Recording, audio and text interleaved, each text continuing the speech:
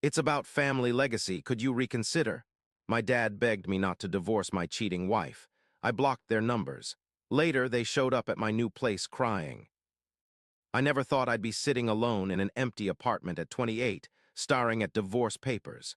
My wedding ring discarded in a drawer. 3 years of marriage erased by a single confession. I met Angela during my senior year of college. She was vibrant and ambitious with a smile that lit up the room. I fell hard and fast. We were married within a year of dating. Everyone said we were rushing. Maybe we were. My brother Owen had been my best man. He'd given a speech about loyalty and brotherhood that had brought tears to my eyes. Now those words tasted like ash in my mouth. The memory of that day haunts me most. It had been an ordinary Tuesday. I came home early from work to find Angela cradling our 2-month-old son, Noah. She looked exhausted. Dark circles shadowed her eyes. "Can you take him for a bit?" she asked. "I haven't showered in 3 days." I nodded, reaching for Noah. His tiny face scrunched up as I held him. He started wailing immediately. "He always does that with me," I said, trying to keep the hurt from my voice. "He never settles when I hold him." Something in Angela's face changed, a flicker of guilt. She took Noah back, quieting him instantly against her chest. "We need to talk," she whispered. Her voice trembled. My chest tightened. Those 4 words never preceded anything good. She sat on the edge of our bed, Noah nestled against her. I perched on the desk chair across from her. The distance between us suddenly felt enormous. "I don't know how to say this," she began, her eyes fixed on the floor. "Just say it." My voice sounded foreign to my own ears. "Noah isn't yours." The words hit me like a physical blow. My ears rang, the room tilted sideways. "What do you mean?" I asked, though I already knew. She finally looked up. Tears streamed down her face. "I've been seeing someone else. It's been going on for a while, since right after we got married." My mind raced through possibilities. A coworker, a friend. I couldn't process what she was telling me. "Who?" The word scraped my throat raw. She closed her eyes. "Owen, my brother, my own brother." The floor seemed to drop out from beneath me. I gripped the chair to steady myself. "Owen," I repeated. "My brother Owen," she nodded, clutching Noah tighter. "My nephew, not my son." "It just happened," she continued. "We didn't mean for it to." I stood abruptly, cutting her off. Don't you dare say you didn't mean for it to happen. You've been sleeping with my brother for 3 years. That's not an accident." My vision blurred. I couldn't breathe, couldn't think. "I'm sorry," she whispered. "I tried to end it so many times, but then I got pregnant and you let me believe he was mine." The betrayal cut deeper than I thought possible. "You let me hold him, name him, love him." She was sobbing now. "I thought I could make it work. I thought maybe it didn't matter who his biological father was. You're his dad in every way that counts." A bitter laugh escaped me. "Except I'm not. I never was." I grabbed my keys, my wallet. I needed to get out, get away. "Where are you going?" Panic edged into her voice. "Anywhere but here." I drove aimlessly for hours. My phone buzzed continuously. Angela, Owen, I ignored them all. How had I not seen this? 3 years of deception, 3 years of lies, right under my nose. The signs had been there, the unexplained absences, the secretive text messages. Owen showed up at our house when I wasn't expecting home. I'd been blind, willfully, stupidly blind. I checked into a hotel that night, laid on the bed fully clothed. Sleep wouldn't come. Morning brought a strange clarity. I knew exactly what I needed to do. I called a lawyer before breakfast. By lunch, I'd filed for divorce. By dinner, I'd emptied our joint accounts and transferred my half into a new account. Clinical, methodical. It was the only way I could function without falling apart. My phone had 37 missed calls and dozens of text messages, most from Angela, several from Owen. I deleted them all without reading. Then my parents called. I almost didn't answer, but some sick part of me wanted to hear what they would say. "Michael," my mother's voice broke. "We just heard what happened. Oh my God, I can't believe this." A wave of relief washed over me. They knew, they understood. "I'm so sorry," I whispered, my voice cracking for the first time. "Owen did what?" My father's voice boomed in the background. "Put me on speaker, Margaret." His voice came through clearer. "Son, where are you? We're coming to get you." The immediate support nearly broke me. After years of feeling like Owen was the favorite, their instant allegiance felt like a life raft in a stormy sea. I'm at the Marriott downtown, room 542. We'll be there in 30 minutes. Have you eaten? Should we bring something? I couldn't remember my last meal. I'm not hungry. We're bringing food anyway, my mother insisted. And Michael, we're going to help you through this. What Owen and Angela did is unforgivable. When they arrived, my mother hugged me fiercely. My father's face was etched with anger. We sat around the small hotel table, takeout containers between us. Owen tried to call us, my father said, stabbing at his food. I didn't answer. I can't even look at him right now. He's dead to me, I stated flatly. My parents exchanged a glance but nodded. What's your plan? My father asked. I've filed for divorce. I'm done. They nodded again. We'll support whatever you decide, my mother said, reaching for my hand. For the first time in days, I felt less alone. The solidarity lasted exactly 2 weeks. My father called as I was viewing a potential apartment. His tone was different, hesitant. Michael, we need to talk about the situation. What situation? A pause, with Angela and the legal proceedings. Something in his voice set off alarm bells. What about them? Your mother and I have been thinking maybe you should consider a different approach. My grip tightened on the phone. What kind of approach? A more measured one, perhaps some counseling before finalizing anything. I stepped outside the apartment, away from the realtor's curious eyes. Are you suggesting I try to save my marriage after what they did? Not exactly, he hedged, but handling this quietly might be better for everyone. For everyone, I repeated, or for you? A longer pause. There are considerations you might not be aware of. The alarm bells grew louder. Such as, the business is struggling, Michael. We're facing bankruptcy. I waited, sensing there was more. Angela's father was planning to invest. It would save everything we've built. Dozens of jobs, your mother's retirement, everything. The betrayal felt like a physical blow. So you want me to stay with a woman who cheated on me with my brother for money? It's not about money, he insisted. It's about family legacy, about not making hasty decisions in anger. This isn't anger, this is self-respect. Just meet with her once, that's all we're asking. Did you talk to her? My father's silence was damning. You did, behind my back. Her father reached out to us, he admitted. He's willing to move forward with the investment if you two can reach some kind of arrangement. An arrangement, I echoed hollowly. You mean if I agree to raise my brother's child and pretend none of this happened? Michael. Do you hear yourself? Do you have any idea what you're asking me to do? I'm asking you to think about more than just yourself. His voice rose. This affects all of us. Your mother hasn't slept in days. The bank is calling about the loans. We could lose everything. The realization hit me like a truck.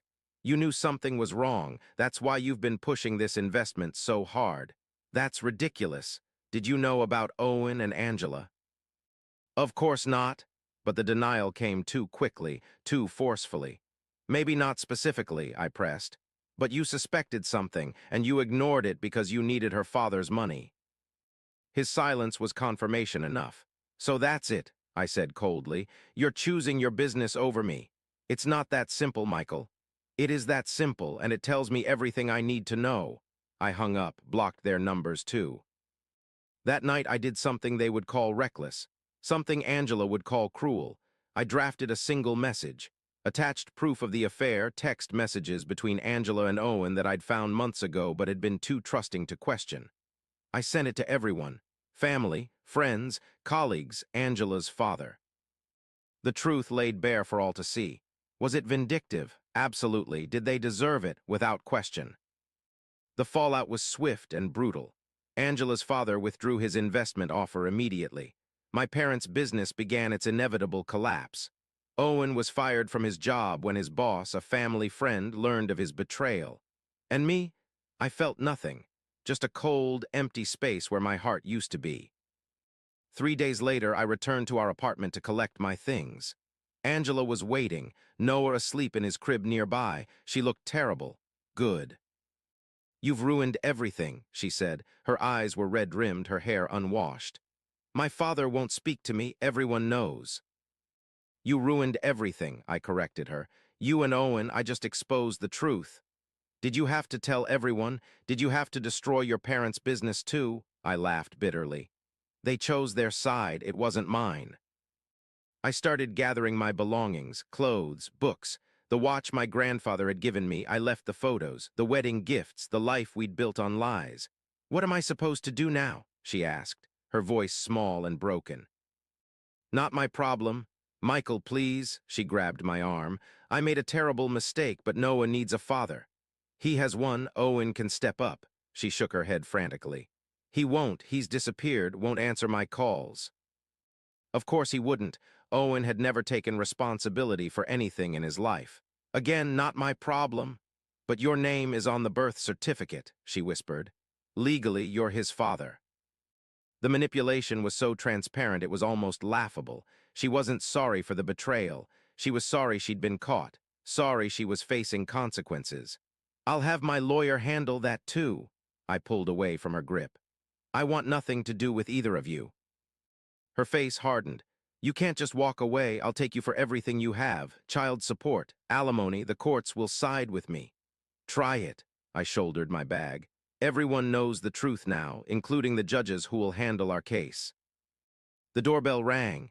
My stomach dropped when I saw Owen through the peephole. I briefly considered not answering, but a cold rage pushed me forward. I opened the door. My brother stood there, haggard and unshaven.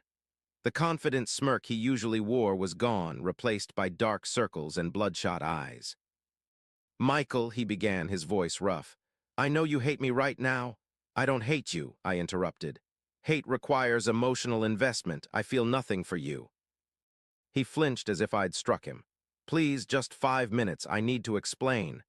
Explain what? How you slept with my wife for 3 years. How you let me believe your child was mine. What exactly needs explaining? It wasn't supposed to happen like this, he said. We never meant to hurt you. A cold laugh escaped me. You never meant to get caught. There's a difference.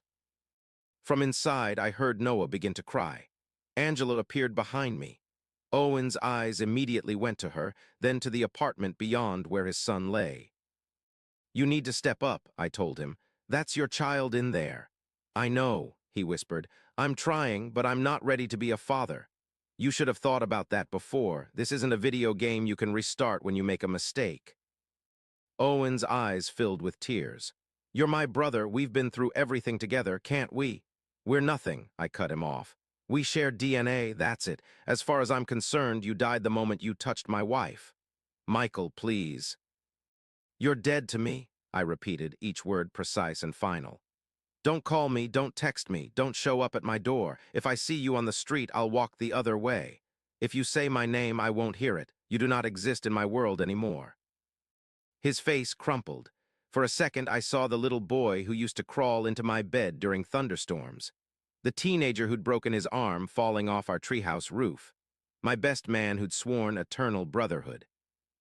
I felt nothing, no rage, no pity, just emptiness. Goodbye, Owen. I closed the door in his face and turned back to Angela. The weeks that followed passed in a blur. I moved into a small studio apartment across town, filed paperwork to legally disestablish paternity, blocked every attempt Angela made to contact me. My parents tried once more to intervene. They showed up unannounced at my new place, my mother crying, my father desperate. The business is gone, he said hollowly. We've lost everything. I felt a momentary pang, quickly replaced by cold resolve. You chose the business over me. You were willing to sacrifice my dignity, my self-respect for money. It wasn't just about money, my father insisted. It was about the family legacy. Your grandfather built that company from nothing. And you were willing to let me raise another man's child, my brother's child, to save it. We made a terrible mistake, my mother sobbed. We got caught up in trying to save the business. We forgot what was really important. Part of me wanted to believe her, the little boy who'd once adored his parents, the son who'd worked summers in the family business without complaint, but that boy was gone. Convenient that you've remembered now, after you've lost everything. Michael, please, my father's voice broke. We've lost our business, our home, our reputation. Don't make us lose our son, too. For a moment, I wavered. The pain in their faces seemed genuine. But then I remembered how quickly they'd switched from supporting me to pressuring me once Angela's father's investment was at stake. "You didn't lose me," I said quietly. "You threw me away. You chose Owen and Angela and money over your own son." "We were wrong," my mother wept. "So terribly wrong." "Yes, you were, and now you're facing the consequences of that choice." "What can we do?" my father asked, desperation edging his voice. "How do we fix this? You can't. Some things once broken stay broken. We're your parents," my mother pleaded. "Family should stand together." "Owen is family too. Did you tell him that when he was sleeping with my wife? Did you remind him of family loyalty when he was betraying me?" They had no answer for that. 6 months later, the divorce was finalized. The paternity test confirmed what we already knew: Noah was Owen's son. My name was removed from the birth certificate, all legal ties severed. I heard through mutual friends that Angela had been forced to move back in with her parents, that Owen had finally been cornered into accepting some responsibility for Noah, but only visited sporadically and complained about child support payments. He tried to reach out to me multiple times, calls, texts, even showing up at my workplace once. I'd walked past him without a word, as if he were invisible, just as I'd promised. My parents had sold their business at a massive loss. They'd moved to a small condo in a retirement community, their dreams of a comfortable retirement shattered. My mother sent cards on my birthday and Christmas. I returned them unopened. My father had stopped trying altogether. I should have felt vindicated. Instead, I just felt tired, drained, empty. My therapist said that was normal, that grief comes in many forms, and I was grieving the loss of not just my marriage, but my family, my trust, my sense of identity. "Healing isn't linear," she told me during one session. "Some days will be better than others, but you will heal." I wasn't sure I believed her, but I kept showing up, kept talking, kept trying to make sense of the senseless. I joined a gym, started running, found an odd comfort in the physical pain of pushing my body to its limits. There was clarity in exhaustion, a temporary respite from the thoughts that haunted me. A year passed, then another. I was promoted at work, made new friends, went on a few dates, though nothing serious. The thought of trusting someone again seemed impossible. I still had nightmares sometimes, dreams where I was holding Noah only to look down and see his face transform into Owen's. Dreams where I was drowning while my family watched from shore, making no move to help. But they came less frequently now. The sharp edges of betrayal had dulled to a persistent ache, something I could live with if not forget. 3 years to the day after Angela's confession, I ran into her at a grocery store. She looked older, tired. Noah, now a toddler, sat in her shopping cart playing with a toy car. She saw me first, froze in the middle of the aisle. I could have turned around, walked away. Instead, I nodded briefly and continued past her. "Michael," she called after me. I paused but didn't turn. I want you to know I'm sorry, truly sorry." I looked back then, met her eyes for the first time in years. "I know," I said simply. And I did know, not in a way that absolved her, not in a way that healed what had been broken, but in a way that acknowledged the weight we'd both been carrying, the consequences we'd both endured. Are you doing okay?" she asked hesitantly. "I'm getting there." Noah looked up then, his eyes, so like Owen's, focused curiously on me. He had no idea who I was, no idea of the chaos that had surrounded his entry into the world. "He's a good kid," Angela said, following my gaze. "Smart, kind, you would have been a great father to him." The comment stung, but not as badly as it once would have. "But I wasn't meant to be," she nodded, tears welling. "I know that now." I turned to go, then paused. "Owen." "Gone," she replied.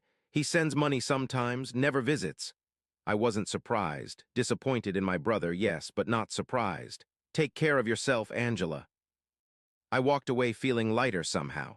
Not healed, perhaps I would never fully heal from such a profound betrayal, but moving forward, one step at a time. My parents reached out again last Christmas. A card with a tentative note, an invitation to visit. I haven't replied. Some bridges once burned cannot be rebuilt, or perhaps should not be. Trust once shattered is like broken glass. You can piece it back together, but the cracks will always show. The reflection will always be distorted. I'm learning to live with those distortions, to recognize them without being defined by them, to trust cautiously, carefully, but to trust nonetheless. Because the alternative, a life without trust, without connection, is no life at all. It's merely survival. And I want more than that now. I deserve more. If there's one thing I've learned from this ordeal, it's that betrayal doesn't just reveal the character of those who betray. It reveals your own character too, in how you respond, how you recover, how you rebuild. I choose to rebuild without bitterness, without the toxic weight of perpetual anger. Not for Angela's sake, not for Owen's, not for my parents, for my own. The scars remain, they always will. But scars are not just markers of past wounds, they're proof of healing too. Evidence that you survived something that could have destroyed you. I survived, and someday I might even thrive again. Today I'm packing for a solo trip to the mountains. 2 weeks of hiking, of silence, of reconnecting with the person I was before all this happened, the person I might become after. My phone buzzes, a text from my mother. "We miss you, please call." I don't delete it this time, I don't respond either. Maybe someday, not today, not yet. For now, I focus on the journey ahead, one step at a time, one day at a time, one breath at a time. It's enough, it has to be.